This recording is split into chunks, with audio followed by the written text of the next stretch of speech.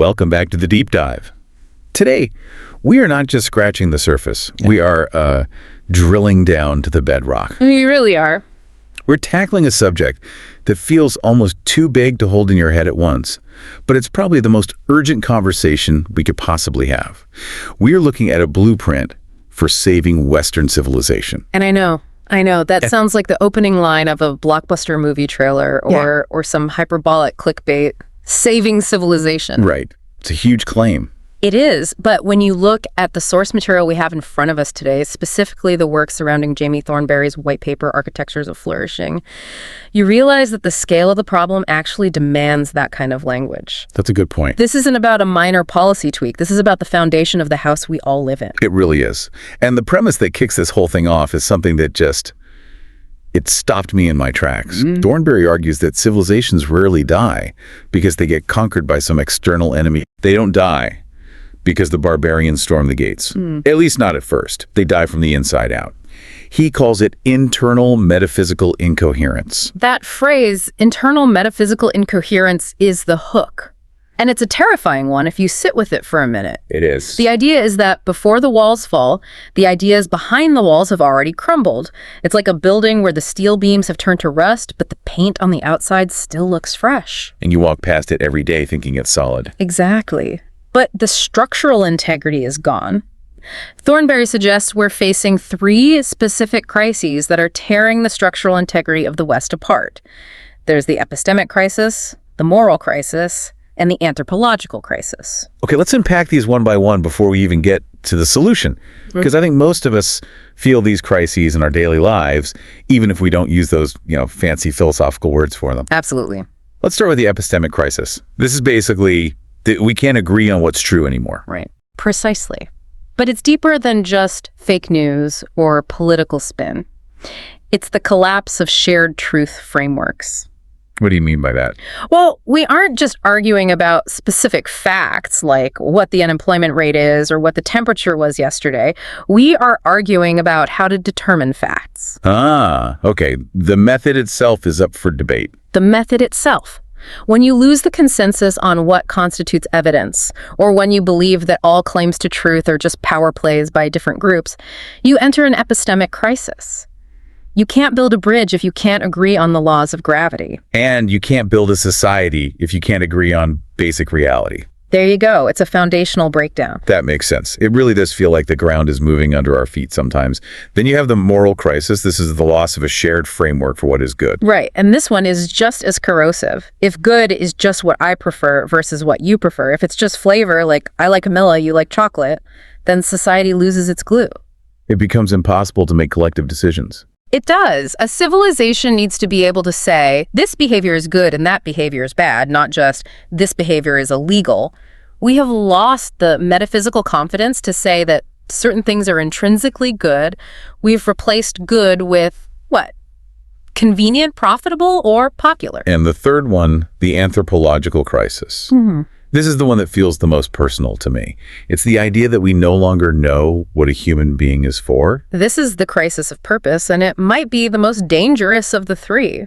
Are we just consumers meant to buy things? Are we just data points for an algorithm to optimize? Are we just accidental biology with no higher purpose? Exactly. If you can't answer what a human is for, you can't build a society that serves humans. You end up building a society that serves the economy or technology or the state, but not the person. It's like if we don't know the function of a human, we can't design a habitat for them to flourish in. That's the perfect analogy. We're building a zoo for an animal we've never seen. So that's the doom and gloom setup, the structural rot. But the mission of this deep dive isn't just to stare into the abyss and say, well, that sucks. Right. This isn't a despair cast. We're looking at a synthesis. Thornberry has taken a stack of the smartest modern thinkers, people working in AI, philosophy, cultural theory, and he's tried to integrate them into a single civilizational renewal blueprint. It is an incredibly ambitious synthesis. The goal of the source material is to explore a framework that integrates these modern experts with what he calls a foundational ontology. An ontology. So a theory of what is real. Exactly. He's arguing that we need a structural engineering plan for reality, governance, and AI. He's saying, look, we have brilliant experts, but they are all working in silos. We need to stack them up and glue them together. And here is the preview of the solution, which we're going to get into deeply later. It involves 3 Greek concepts. Now stick with us, because these sound simple, maybe even a little soft or religious, but the source claims they are actually rigorous metaphysical infrastructure. Love, life, and light. Or in the Greek, agathe, zoo, and fes. And just to be clear for the listener, this isn't a theological sermon. Thornberry is very, very clear about that. That's an important distinction. This is about the architecture of reality. He's asking, how do we build a government or an AI if we don't agree on what is real, light, what is alive, life, and what is good, love? So let's jump into section 1, the diagnosis. Why are our current fixes failing? We have smart people working on policy. We have huge think tanks. We have cultural critics. Why isn't it working? The source material makes a really sharp point here. It argues that policy-only solutions fail because you cannot regulate institutions if reality itself is treated as negotiable. Can you give me an example of that? That feels a little abstract. Sure. Think about economic policy. You can write all the regulations you want, but if the underlying culture believes that debt doesn't matter or that value is just a narrative, then the policy is built on sand. So the cultural belief undermines the technical fix. Completely. If truth is just a narrative, then the loudest narrative wins, not the best policy. You can't legislate physics, and Thornberry argues you can't legislate against metaphysical reality either. If you build a policy on a lie, for example, that you can print infinite money with no consequence, or that biology is irrelevant, it will eventually collapse, no matter how smart the policy is. That's the epistemic crisis, paralyzing governance. Yeah. Then you have the culture-only solutions. We hear this a lot. We need a better story, or we need narrative cohesion. Right, the new narrative crowd. You see this in corporate retreats and political campaigns. We just need a better story. Yeah. But the source argues that narrative isn't enough. You need a shared metaphysical ground. A story has to be true to hold a civilization together. It can't just be catchy. You can write a great story about how we can all fly if we flap our arms. But if it contradicts gravity, it won't help us. Exactly. Narrative without ontology is just propaganda. It might work for a few years, but eventually reality breaks through. And then the third failure point is tech governance. We think if we just get the algorithms right or optimize for efficiency, we'll be fine. But optimizing for efficiency without a moral ontology, without knowing what is good, just leads to faster destabilization. It's like building a faster car but removing the steering wheel. That's it. You're just accelerating toward the cliff. If you make a system very efficient at maximizing engagement, but engagement creates polarization, you have efficiently destroyed your society. We're optimizing for metrics, but we forgot to ask if those metrics actually serve human life. This leads to what Thornberry calls the civilization-killing uncertainties.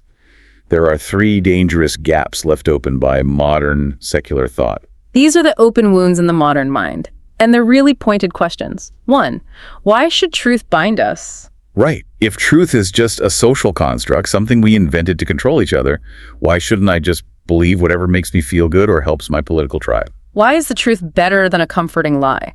If you don't have an answer for that, you can't fight disinformation. You've already lost. It's a valid question if you don't think truth is real. Okay, 2. Why should the good obligate us? Why isn't it just my personal preference? Why should I sacrifice for the common good if good is just a feeling? Exactly. If good is just evolutionary wiring, then I can rewire it. If I can get away with being selfish, why shouldn't I? Without a metaphysical anchor, goodness is just a suggestion. It's not a command. And 3. Why is existence preferable to non-existence? This is the nihilism trap. And this one is chilling.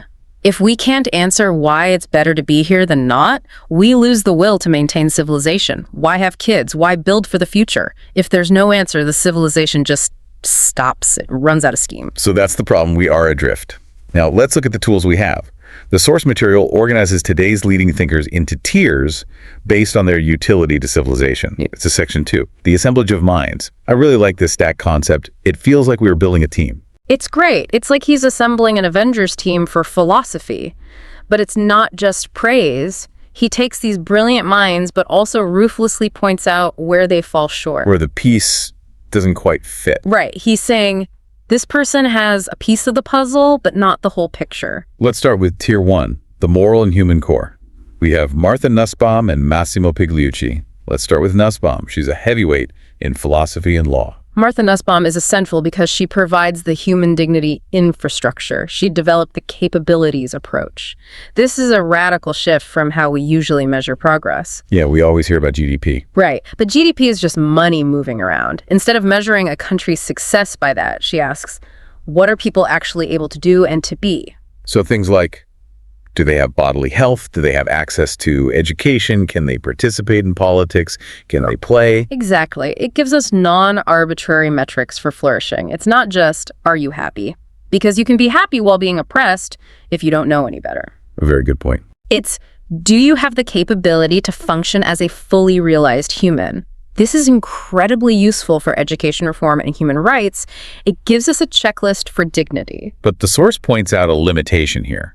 And this is crucial. Yes. The limitation is that she strongly asserts dignity is real, but she doesn't fully explain why it is metaphysically binding. She operates with a kind of an assumed moral realism. She starts on the premise that dignity is real. She starts there. She says, look, obviously humans have dignity, and we all want to agree. But if a nihilist or a totalitarian comes along and says, no, I think power is the only reality and dignity is a fiction, her framework struggles to prove them wrong on a fundamental level. It lacks that ontological anchor. It lacks the anchor. It's a beautiful description of what we should do, but it doesn't ground why we are obligated to do it. It's like a beautiful house floating in midair. It needs a foundation. Okay, let's look at Massimo Pigliucci. He's the face of the modern Stoic revival. Pigliucci is fantastic. He restores the idea of competence and character. He argues that modern societies collapse when competence divorces from virtue. We see that everywhere. Right. We have brilliant bankers who crash the economy, brilliant engineers who build addictive algorithms, high competence, low virtue. Exactly. Pigliucci brings back the ancient idea that you need to be the master of your own mind. You need rational self-governance. He connects virtue back to human nature, that to be a good human is to act in accordance with our social and rational nature. So he gives us the how of personal conduct. He gives us the how, and it's a very powerful how. So what's his limitation? Why isn't Stoicism enough? The source argues he relies on naturalistic teleology. He implies that human nature produces virtue patterns, which is true, but he misses the ultimate grounding of why human nature is normative. Meaning, why should we follow our nature? Why not rebel against it? Why not be post-human? Why not say our nature is flawed and we should transcend it? He treats virtue as pragmatic resilience. Be stoic so you're not miserable. That's useful, but it's not enough to build a civilization on if things get really tough. It's more of a self-help tool than a civilizational foundation. Yes. We need ontological virtue ethics, not just self-help. We need to know that virtue aligns us with the universe, not just with our own biology. Okay, so that's Tier 1, the human core. Now let's move to Tier 2, the system designers. These are the folks dealing with the digital world. Luciano Floridi and Yann LeCun. Luciano Floridi is the architect of digital age moral architecture. He's crucial for AI ethics, data dignity, and viewing information as a real thing that deserves respect. He talks about the infosphere, that we live in an environment of information just like we live in a biosphere. Which is such a powerful concept. He helps us with questions like, does a deleted email have moral status? Yeah. Or how do we govern data? Right. But the critique here is fascinating. The source says Floridi treats information as the fundamental layer. He describes the structure of reality as informational. But information describes being. It does not explain why being exists. It describes the blueprint, but not the brick. The limitation is that if you treat information as the bottom layer, you risk replacing deep reality with just a description of it. You end up with a map, but no territory. A perfect map, maybe? But still just a map. You need an ontology that explains why the information is there in the first place. And then you have Yann LeCun, one of the godfathers of AI.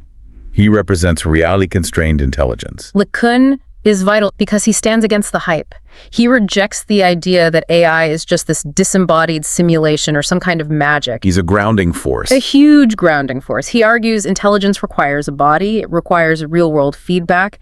He pushes back against the idea that we can just upload our brains to the cloud and still be human. He calls this the world model. Approach intelligence comes from interacting with the physical world, not just processing text. So he grounds intelligence in the physical world. which is a necessary correction. It is. He prevents us from drifting into pure virtualism.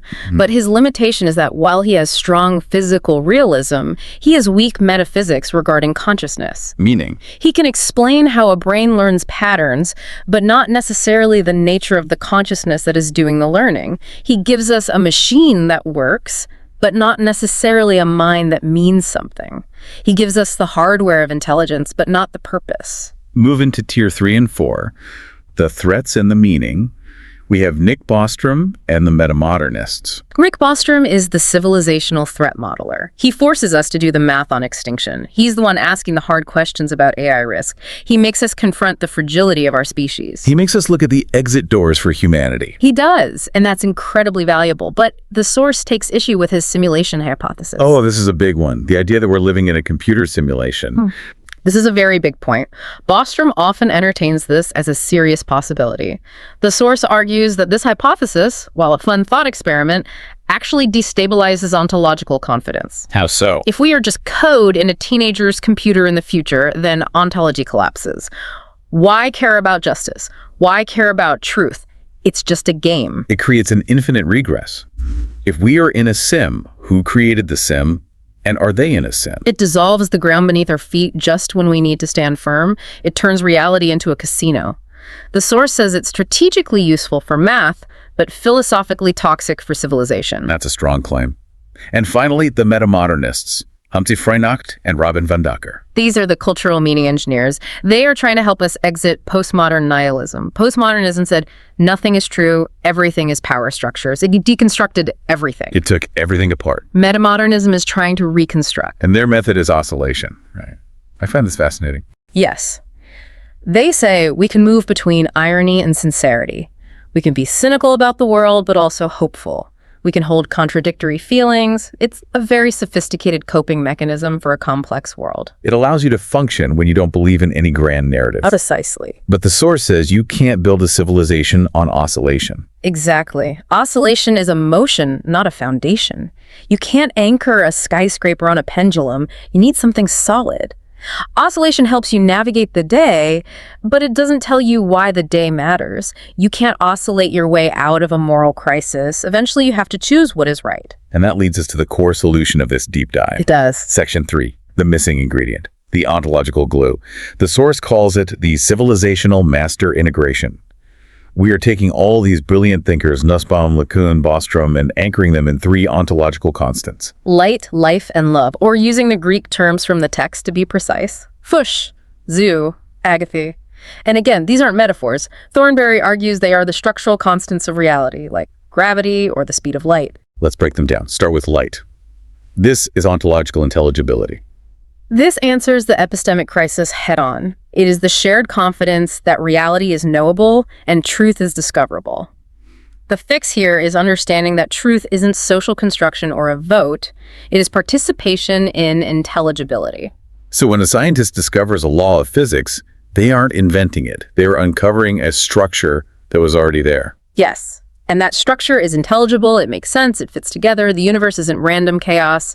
If we lose light, science becomes impossible because we stop believing there is an objective reality to study. And law becomes impossible because evidence implies a truth that exists outside the courtroom. That's a great point. Light anchors us in the idea that the universe makes sense and our minds are tuned to understand it.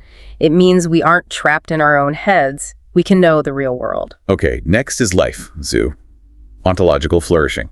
This addresses the anthropological crisis, the what are we for question. It defines flourishing as real, measurable, and structural.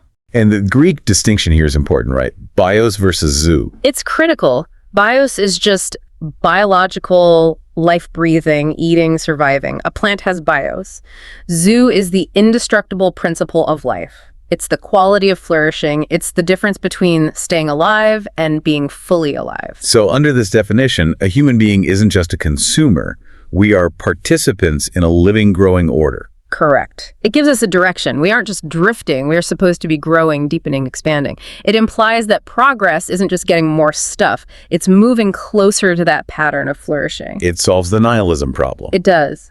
Existence is preferable to non-existence because existence is the canvas for flourishing. We are here to be more, not just have more. And finally, love, agathe, ontological goodness. This is the hardest one for modern minds. We tend to think good is subjective. I love pizza, I love justice. We use the same word. But agathe is the confidence that some things are intrinsically good and morally binding. So good is not preference satisfaction. It's not just what I happen to like. No, good is alignment with the pattern of flourishing. And here is where it gets really interesting. The source defines evil not as a competing force, like a dark side of the force. Right, not a separate entity. But as privation. It's a lack of proper order. It's a hole in the fabric. Like a hole in a shirt. The hole isn't a thing, it's a lack of shirt. Yeah. Or like darkness is the absence of light. Exactly. This solves the moral crisis. Rights and dignity become ontological facts, not negotiated contracts.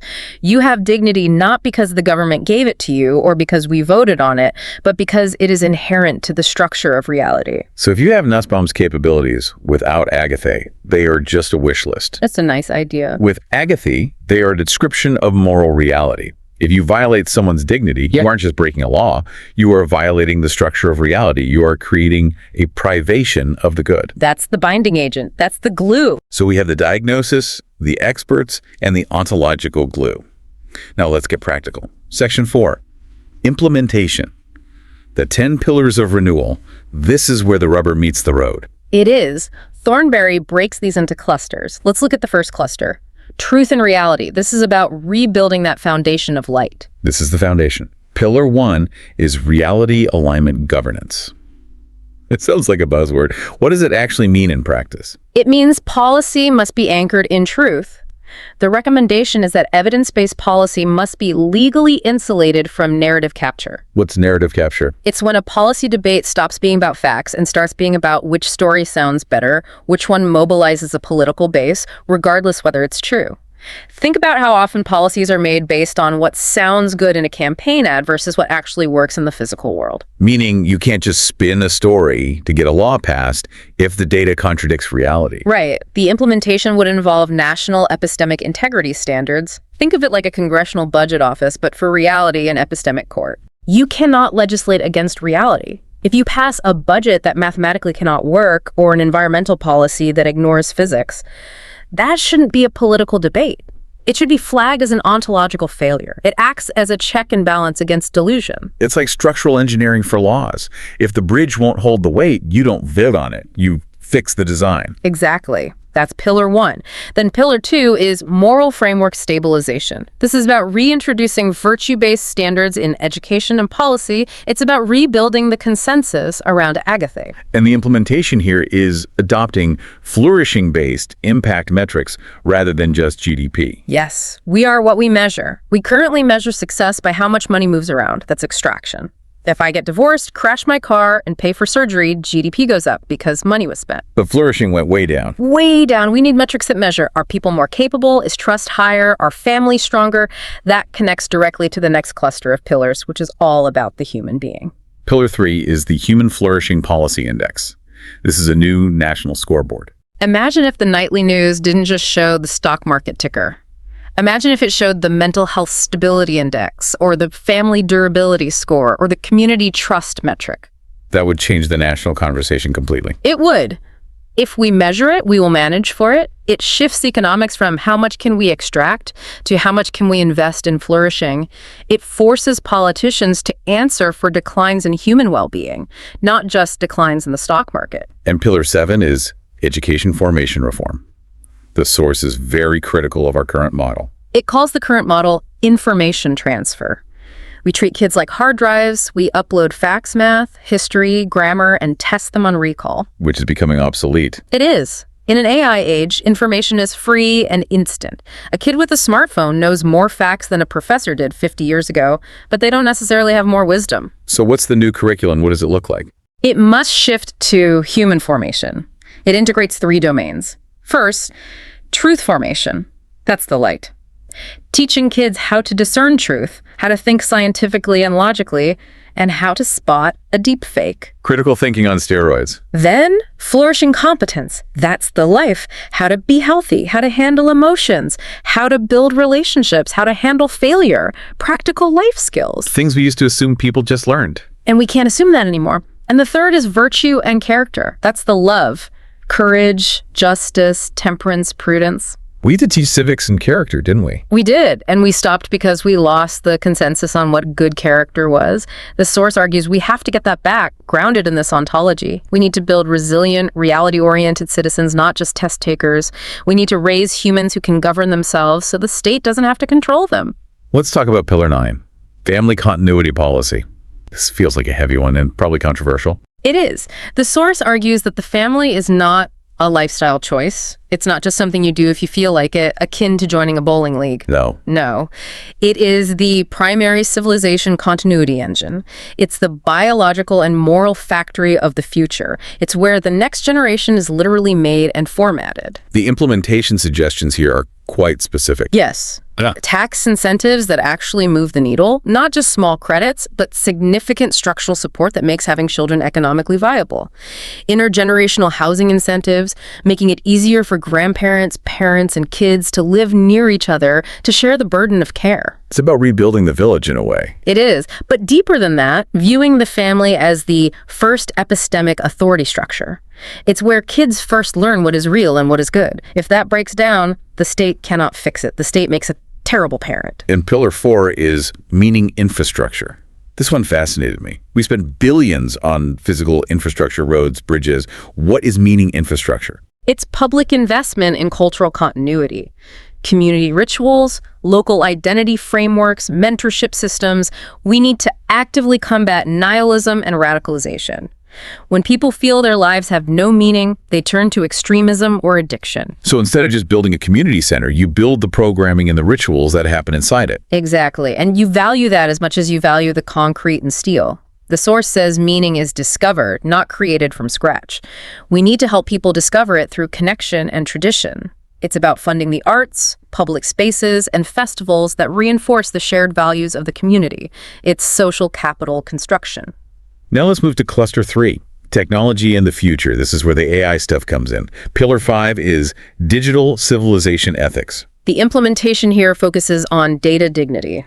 It proposes strict prohibitions on algorithmic psychological manipulation. So an algorithm shouldn't be allowed to hijack my dopamine system just to keep me scrolling. Is that the idea? That is precisely the idea. The logic is grounded in light. Information must reveal truth, not distort it for engagement.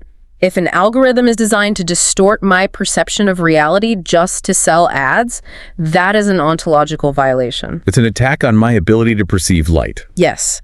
It should be regulated like a toxic chemical in the water supply. It's polluting the infosphere. And Pillar 10, AI alignment to human flourishing. This shifts the entire race. Right now, we are in a capability race. Can we build the smartest thing? Can we get to AGI first? It's a technological arms race. It is. We need to move to a flourishing alignment race. Does this thing help us thrive? Is it making us better humans? The constraint mentioned is that AI must preserve human moral agency. It acts as a co-flourishing intelligence, not a replacement. It's the difference between a tool that makes you stronger, like a bicycle for the mind, and a tool that makes you obsolete.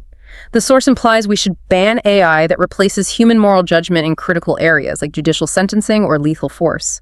We keep the human in the loop not just for safety, but for dignity. Pillar 6 is long-term risk governance. This is about time horizons. Our politics runs on 2 or 4 year cycles. That's insane when we're dealing with climate change or AI. It's a total mismatch of scales. We need multi-generation policy planning bodies, and we need to reframe existential risk from just survival probability, aka maximizing the math so we don't die, to flourishing continuity. It's not enough to survive in a bunker. We need to survive in a way that preserves our humanity.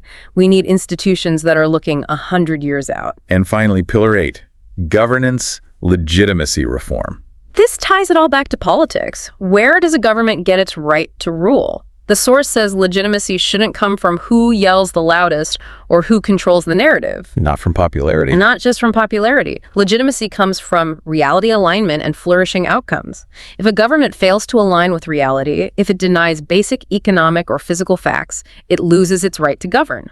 It suggests a new social contract based on competence and truth. That is a comprehensive list. It's not just tweaking the tax code, it's rewriting the operating system of society. It is, and it leads us to Section 5, the strategic synthesis.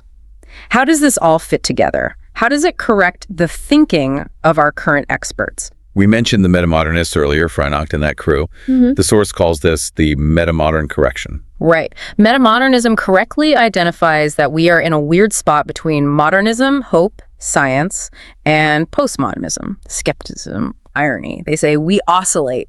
We bounce back and forth. Which feels very true to life right now. It does.